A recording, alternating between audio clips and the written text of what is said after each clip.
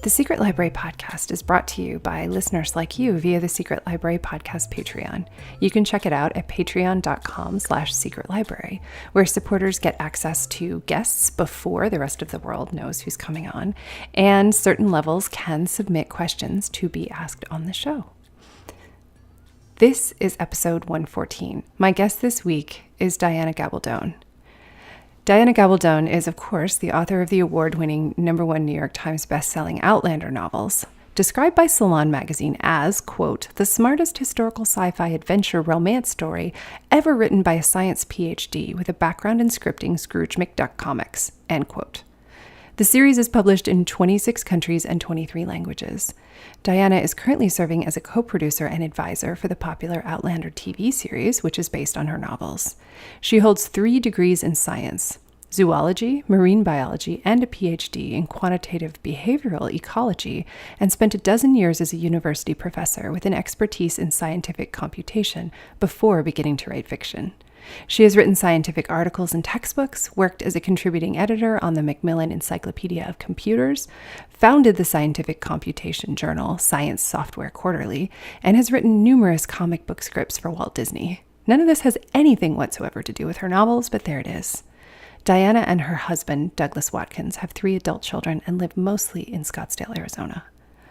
I was delighted to have Diana on, not only to discuss the novel which she wrote the foreword for, which we will get to shortly, but also to talk about the complexities of history and bringing history into your writing. We talk about this today both from the side of discussing a historical document, which she wrote the foreword for and is coming out from Penguin shortly, but also in the context of writing about a historical time period, which she does for the Outlander books, and working with the tension between handling the cultural attitudes and norms of the time period she writes, which is mostly 1700s Scotland and then into the US later in her series, but also reconciling that with the very different cultural attitudes and norms of today when she's writing and when people are reading the books. So if you've ever dabbled in the idea of historical source material or wanted to write historical fiction or have been reading original documents and wondering how to reconcile that with your writing process, this is the episode for you. We went straight to the source, the expert, who has a ginormous library on Scotland and other things for her series, and is a prodigious researcher with a rigorous academic background, and brings all of that to writing fiction, which is enormous fun to write, as she says, and also enormous fun to read. So I know you're going to love this conversation. Here we go with Diana Gabaldon. Hi, Diana. Thank you so much for coming on. Oh, it's my pleasure. Thanks very much for having me. So it's interesting. We're going to talk today about the life and adventures of Joaquín Murieta, which was the first novel published in California, also the first that we know of to feature a Mexican-American hero, written by John Rollin Ridge, and which you wrote the foreword for. Yes, that's right. So I was very interested in a distinction that you made in your foreword that I thought was really important, was the difference between, as a reader, encountering historical fiction that's been written in a different time period from which it's set, and contemporary fiction that happens to have been written in a historical period that's different than the one in which you're reading it. And since this book was published in 1854, but written about events that took place between 1851 and 1853, I'm wondering if you could say a little bit about that, being yourself a writer who writes about historical periods that are different from the ones that you're living in. Right. Well, it would be somewhat different, given that the life and times of Joaquín Murieta was, as you say, written quite close to the events that it theoretically is describing. And so, this would have been sensationalized reportage, essentially, or meant to be something along those lines. Whereas, it was for its day a dime novel, as they might have said. In other words, it was meant to be exciting and adventurous and appeal to a broad popular audience. It wasn't actually written with the intent of historical accuracy. what I thought Right. most interesting about that book, aside from the story itself, which is very, very readable and interesting, is the publishing background to it. You may have noticed that there's quite a long preface that explains where this book came from, the personality of the man who wrote it, and his possible reasons for doing so. Yeah, it was essentially intended to be, more or less current events, but current, the way that we might read a book about, say, the Manson murders or something like that from a sensationalized point of view. It wasn't intended to be, way back in the day, like 300 years ago, this happened. It was much more contemporaneous to the people who would have been buying it at the time. It would just have been in a completely different cultural context. Now, cultural context is very important when you're writing historical fiction. And these days, when we say historical, that basically means writing about a time that's more than 50 years from where we now are. So, anything in the early 20th century would actually be historical fiction for us. So, yeah, it's more commonly applied to things that go much further back. The thing, though, is that the readers all, of course, are occupying their own particular cultural context. And for them to make that shift into the context of the people in the historical fiction is what the challenge is, or one of the challenges for a writer of that. You have to make these people understandable to modern readers. That is, cause a sense of empathy and draw their circumstances sufficiently that a person can think, well, if I were in this situation, I would do X. And maybe they would, maybe they wouldn't, but they have to at least be able to imagine that they would do X. And then if your character is doing Y, say, you have to provide enough explanation to make it clear why he would be doing Y. Now, that explanation may just be that this is the way that it was commonly accepted to do things in that day, in which case you have to make that pretty clear. You have a problem with readers who perhaps have not been very thoroughly educated in terms of history and don't quite grasp the idea that people from a significant historical distance didn't and don't think the way that they do. They're not exposed to the same political climate, for one thing, or to the same daily life. What you do is establish a real cultural reality, something that people can identify with. Now, in terms of Joaquín Murieta, as I said, that was more contemporaneous fiction. So while he was dealing with, theoretically Mexican bandits and the like, he didn't need to establish much more than a very sketchy motive for what this man was doing, because people would have understood, the climate of, California as part of the wild frontier, outlawry as, more or less not a respectable way of life, but a common way of life. And so you don't need to paint very deep character motivations if you're dealing with a time that's fairly close to, or at least recognizable to, your readers. But the readers nowadays reading Joaquín Murieta would probably find it a little stranger, and a number of the things that Joaquín does, his motives for say killing certain people and holding others for ransom, things like that. These were just matters of practicality to him, and probably would be accepted as such by the readers of the day, whereas readers nowadays would be going, "What?" Yeah, exactly. Uh-huh. Well, it describes a particular kind of like vigilante justice that we see a lot in, I think, Westerns, which probably, even if they were written later, were inspired by narratives like this. And we have the classic, Joaquín is fighting against his oppressor. And even though that Mm-hmm. focus gets a bit lost in the story, which you definitely called out in your foreword, which I thought was fair, he spends a lot of time looting people, taking their money, taking their horses. But it isn't until about halfway through the book that he indicates that he's doing so for, reasons to, I suppose it was revenge and vengeance against people who wronged him, and that he believes, the entire sort of region of Southern California had wronged him and his people. But Yeah. it's an interesting thing to have this tension of portraying a very violent character and yet keeping the reader engaged. And Mm-hmm. it seems like John Rollin Ridge makes some choices in order to do that. Like, he kills a whole lot of people, but he insists on returning that damsel to her mother. He doesn't want to kill the ferryman because he believes he's an honest, hardworking person. So I'm wondering if you can say a little bit about that, like a violent character, but yet keeping him as a writer appealing or engaging to the reader, which it looks like John Rollin Ridge was trying to do. Yeah. Well, he was writing for a popular market. He had to make Joaquín at least minimally sympathetic or empathetic to people.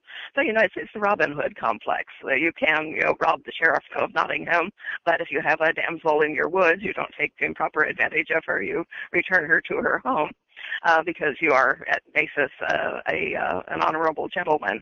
You're just forced into this life of crime by, external factors. And, everybody can pretty much identify with that, no matter how implausible the general setup is.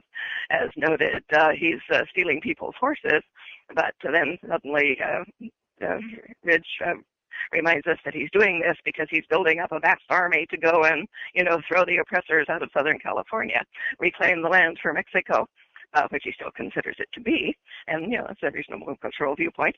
However, the writing goes no further than stealing the horses. There's never any indication that he knows what to do with the horses once he's stolen them. He's theoretically stashing them in a box canyon somewhere, but no idea who is guarding the horses while he is off with his little gang, and who's feeding the horses. How is he managing this? What is he doing with the horses? Because this goes on for months and months with this stealing horses and sending them off to this box canyon from which they're never heard of again. Nor do we ever get to the point where he actually does assemble an army, since the vigilantes catch up with him before that. But it's essentially an excuse for his behavior, so to speak, that makes us able to sympathize with him to a certain extent, and not disregard him as a complete badnik. Yeah, exactly. It made me think a little bit about a similar. I wondered if you thought about Jamie Fraser at all while you were reading this, because it's the same century, completely different cultural background, but a character who is forced into being identified as a criminal who was thrashed by someone quite publicly and is trying to deal with another culture coming in and taking away land from his culture. Mm-hmm. Well, that's a very old storyline. You'll find it in a lot of historical fiction, historical in both senses, stories that were written during the time or roughly close to the time.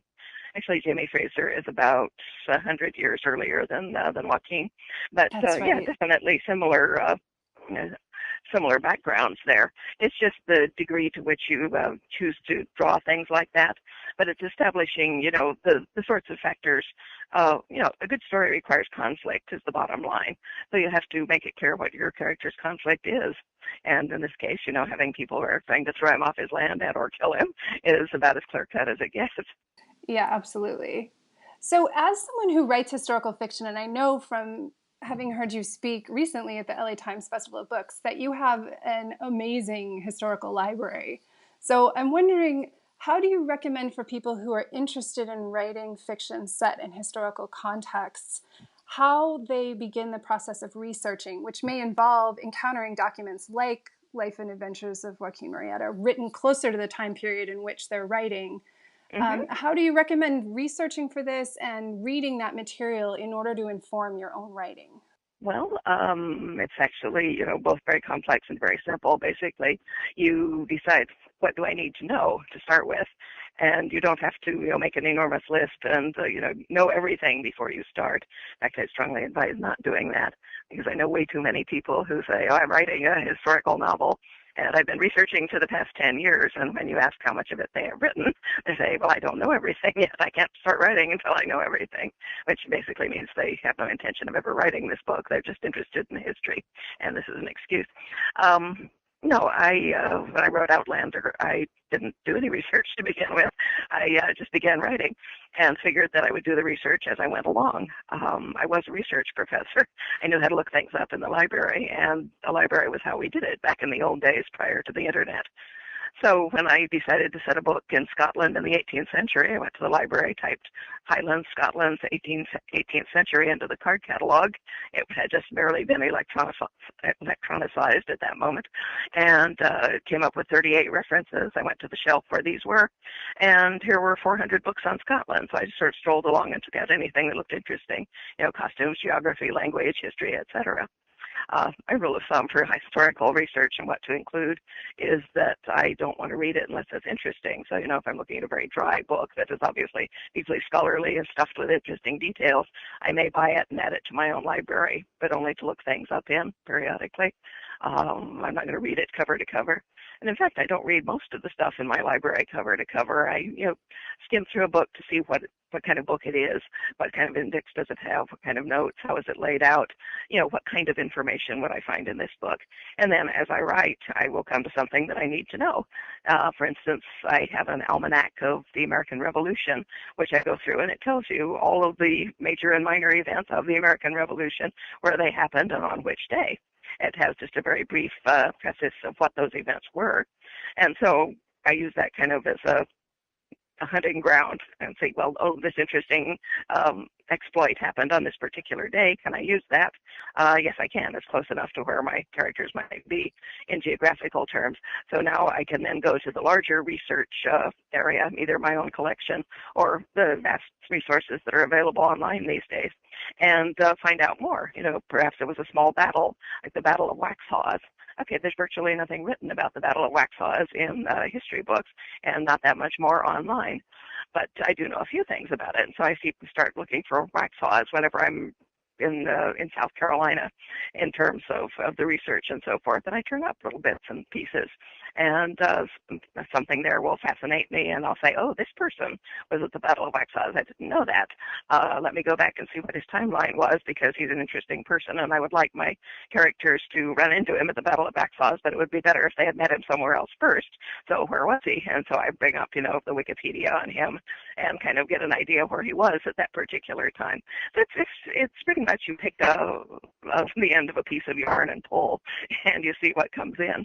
You may get a big tangle, and you have to find your way through it, but this is how you find things. You just pull things, and they come toward you. Generally, there's search methods and so forth, and research librarian is extremely good at helping you find the more obscure things that you need. I had the benefit of being a university professor at the time, so I had access to the university library, and via that to the entire international library loan system. Nowadays, you don't need that so much because you have the internet. If I need to know what, say, Thomas Paine looked like, I can find an image of him. There's only one, by the way, so I was pretty safe in describing him on that ground. So, it's just what do you need to know, and where do you go to find that out? In many cases, where do you go to find that out is as simple as Google, or at least that's where you start. Something comes up, and then it causes you to ask another question. But you don't have to know everything before you start writing a story. Now, again, this depends a little bit on the focus of the story as well. If the entire book, say, or the entire story is dealing with a particular battle, say Richard Ketchum's book, which is not fiction, but it's very well written, called Saratoga. This has all to do with the Battle of Saratoga. So he's dealing with stuff all around the battle, with timelines coming in and out of the battle, with all of these important and interesting people who were there. So he needed a lot of biographical information on all the people who were there, Benedict Arnold for one, and Daniel Morgan, other people like that. But he also needed a lot of stuff about the physical battle, and for which there are many, many resources. The Osprey Men-at-Arms books are very good for laying out battles in tactical detail. So basically, it's just what do you need to know? You can find out almost anything. And if by chance you look and you look and you look and you cannot find out something you need to know, you guess. And there enters what a friend of mine calls historical serendipity, which is if you've been working with this group of people in this cultural milieu and context for a long time, you become familiar both with the resources that they had and with the way that they thought. And so when you have to make a guess, it will be an educated guess. You'll think, if I was this person, I was living here, I would be thinking like this. This is what it would occur to me to do. And much more often than not, if you make that kind of guess, somewhere down the line, you will run into an actual situation. You'll have your question answered, and you will have been right in your guess. That must be really satisfying. Well, that brings me to my next question, which was something you referenced in the foreword, which was the pressure that contemporary authors feel to make a historical context kind of conform to the attitudes of the readers who are reading it, and how it's a bit of a challenge to, I guess the way I would put it is to how to write about history when it isn't pretty or sanitized the way you want it to be. You reference that, and that John Rollin Ridge, as he's writing about his own period of time, is sort of exempt from that and uses the attitudes that are his own. But I'm wondering how you tackle that in your writing, and Yes. how reading historical pieces like this one help you to kind of see the difference between today's attitudes and the ones that came before. Well, that's why if you're writing historical fiction, you read everything. You read everything pertaining to your period, and most of all, you read stuff that was generated during your period. You look for the primary sources for newspapers, journal entries, letters, because these were written by people living in that time. And the way people write reveals a great deal about who they were and what they thought. Whether they're writing specifically about a situation that you need to know or not, it will tell you a lot about what kind of person this was, what kind of beliefs were accepted in those days, what people held as, virtuous values, what they denigrated or put aside, and, just how they went about leading their lives on a day-to-day basis. Now, in terms of writing historical fiction, my personal view is that the main point of writing a book is not to avoid offending people. And I could care less, whether people get upset that people in my books do in fact hold attitudes common to the time in which the book is set. For instance, there is a Chinese character in the third book, Voyager, and the characters in my story, one of whom is from the 1940s, England, and the other of whom is from, the mid-1700s, Scotland. Both of them refer to him without hesitation as a Chinaman. Okay, you did that today, and people would just go ballistic and hop up and down. Some of them do anyway, because they're like, oh, you can't do that. And I said, but they did. That was a totally acceptable way to refer to a resident of China. They would have assumed Englishman, Frenchman, Chinaman. Why is this a problem? And at that point, they didn't encounter many Chinese people, nor apparently did anybody register objections at that point. But people who have never been exposed to the change in cultural attitude and terminology and so forth, they react as, people who watch CNN every day do, as in, this is the only thing, everybody thinks this, and how can anyone possibly not think this? And if they don't think this, well, that's terrible. And, these are not the people I'm writing for. Right, exactly. I mean, that comes up as well in the life and adventures of Joaquín Murieta, in sort of people casually noted as various, residents of various countries, and how they were treated differently as a result of being part of various cultural groups. Yes, exactly. Which is clearly a result of the attitudes of that time period. Yes, it is. And well on into the early 20th century, too. It's only, I'd say, in the last 30 or 40 years that that's actually become objectionable on a broad culture-wide basis. Do you think that people object to seeing it in books because they don't want to deal with the ramifications of what it means, that that's how it was before? It's almost like presenting this in a novel, then you have to think about it, and people are uncomfortable, and they don't want to think about those topics. Yes, I think that has something to do with it. But most people who actually read historical fiction do so in part because it was different. They're interested in what things were different in the past. Other people read historical novels just because it strikes them as an exotic or romantic setting, the past. These people really don't like it if you have what you might call, cockroaches in the soup, because they don't want to think about that at all, whereas that was a common occurrence, in these various times. But in that case, those particular novels, which sure, there's nothing at all wrong with writing this way, because it's done for a specific purpose to a specific market.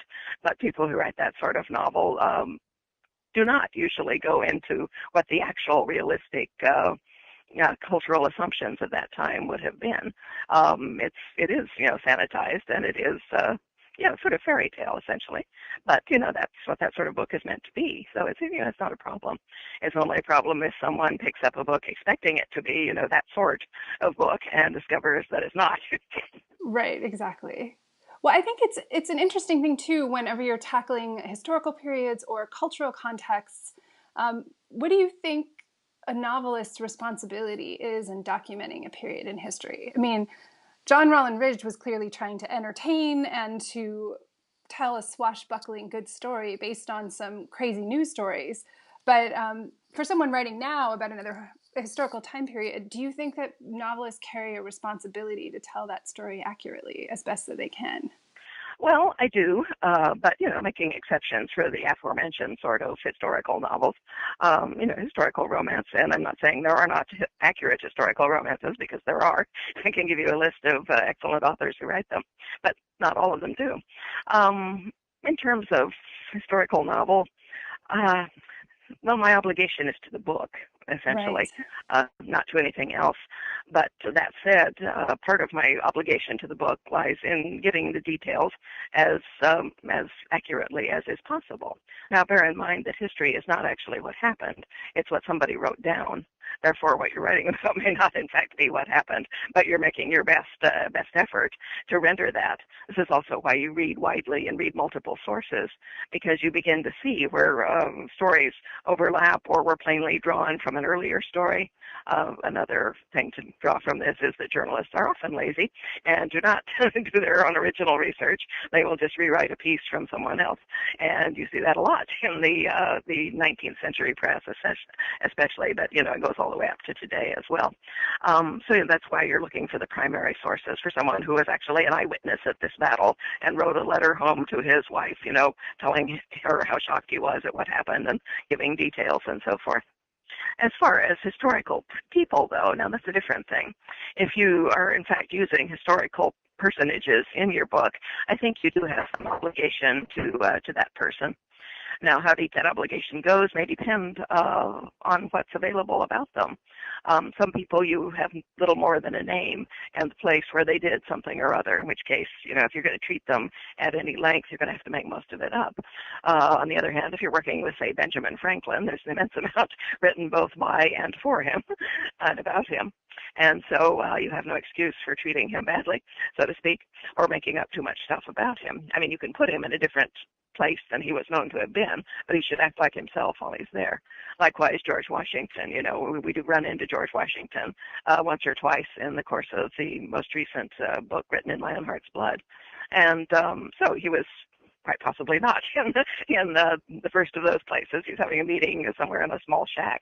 But he and the other revolutionary generals who were with him, there's a fair amount written about them. I could find pictures, paintings of what they all looked like. I could describe them quite well.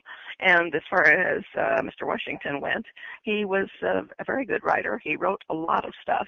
It was possible to get a good sense of him from what he wrote, as well as from what people wrote about him. So even though he appears only briefly, what I said about him was entirely accurate in terms of the information that's available about him or from him. I would not have felt right in having him swear, for instance, because he really didn't, and I would not have described him in detail that was contrary to what's known as his looks or his behavior. Other people like General Charles Lee, there's a lot of stuff written about him and much less flattering, but by the same token, I didn't go farther than what is written. That's kind of my baseline for historical people. Dealing with them is that I may use them in a fictional context, but I will never show them to do anything worse than what I know they did. So some people, are just, bad actors to start with. Others are not so much. And how you treat them, it's going to come down to imagination in some instances. But if they were a real person, then I think you owe it to them and to their memory and to their descendants, perhaps, to do the best you can in describing them more or less the way they were, or as close as you can get. Beyond that, though, in terms of cultural context, there's so much variation in any culture, even a very small and circumscribed one, that even though people will say to me sometimes, well, but they wouldn't have done this, I can actually point to situations where actually they did do that, and say, yes, by and large, most of the people there, they wouldn't have done that, but this person actually did do that, so I feel perfectly okay in having one of my people do that as well.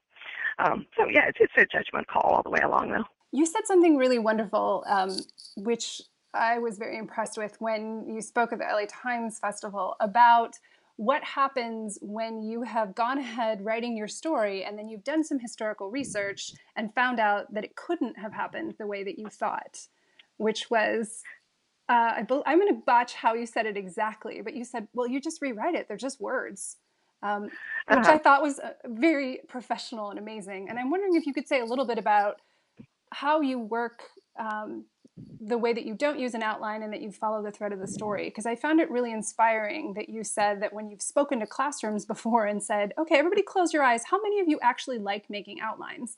And that it showed that most people don't like to work that way. So for the sake of anyone listening, if you could say a bit about your process and how you proceed with the story. Well, sure. I should start, though, by mentioning that people's brains are wired up in different ways. Some people are linear by nature. When they're writing something, they really do need to start at the beginning and to know where the end is, at least, and to have at least a reasonable supposition as to what's going to happen in between. Some people don't feel comfortable unless they've written a very, very detailed outline, and then the actual writing of the book is just essentially fleshing out that outline. And there's me, and there are many others like me, but frankly, I couldn't write a book that way if you had a gun to my head. I write in pieces where I can see things happening. I usually have no idea where the beginning of a story is, let alone the end. Those will, come along in their own due course. What I need to start writing on any given day is what I call a kernel, a line of dialogue, a vivid image, anything I can sense or see concretely in my imagination. And then I sit down and write a line or two about whatever that object or line of dialogue or whatever is. And the front of my head is doing the craft work. I'm pulling words out, putting them back, switching clauses. I'm trying to make that sentence or two be as clear and elegant and, carry the essence of what I'm trying to say as possible. Meanwhile, the back of my head is kicking up questions, is saying things like, what time of day is it? How is the light falling? Is it cold in the room? Yes, it is. My nose is cold, and so are my feet, but my hands are warm. There must be a fire in this room. Where is it? Oh, it's over there. There's a dog by the fire. I've never seen him before. And, that kind of stuff is just going on in the background all the time. And so, and so some of that stuff will bubble up into the front part of my mind as well and be added to what I was thinking, when I was writing that first sentence or two. And so I begin to flesh out where I am. I begin to realize where I am. Who's talking to me? Why did they say that? What's going to happen next? Well, I have no idea, but somebody came into the room. Who is it? That sort of thing. So it's very, very slow and very painstaking. I don't write drafts at all. I write as I go. I fiddle constantly, take words out, put them back, move things around. By the time I've finished a scene, which will take 2 to 5 days, depending on the length of the scene, I will have been through it literally hundreds of times, if not thousands. But when I'm done, it's as good as I can make it at that point, and I will leave it and, go look for something else to write. So I do this for, months while I'm just, doing the research concurrently, pulling kernels out of the research or, just out of the back of my head as I'm thinking about things. I'm thinking, oh, this is why that happened. And then I will write that down. I don't know what comes before or after, but I have that. And so we go backwards and forwards. And, gradually the little pieces begin to kind of grow feet and creep toward each other, float through the air and land on top. It's like playing Tetris in my head, but very slowly. Anyway, some people work this way and a lot of people don't. And that doesn't mean my way is better than theirs or vice versa. It's just, it's how is your brain worked up? What lets you get words on the page? Anything that lets you get words on the page is the right way to do it. So, I'm very piecemeal, what I call a network writer. Other people who are linear refer to this derogatorily as a pantser. You're a pantser. You're flying by the seat of your pants and obviously getting a product, which is what you would expect, which is actually not true.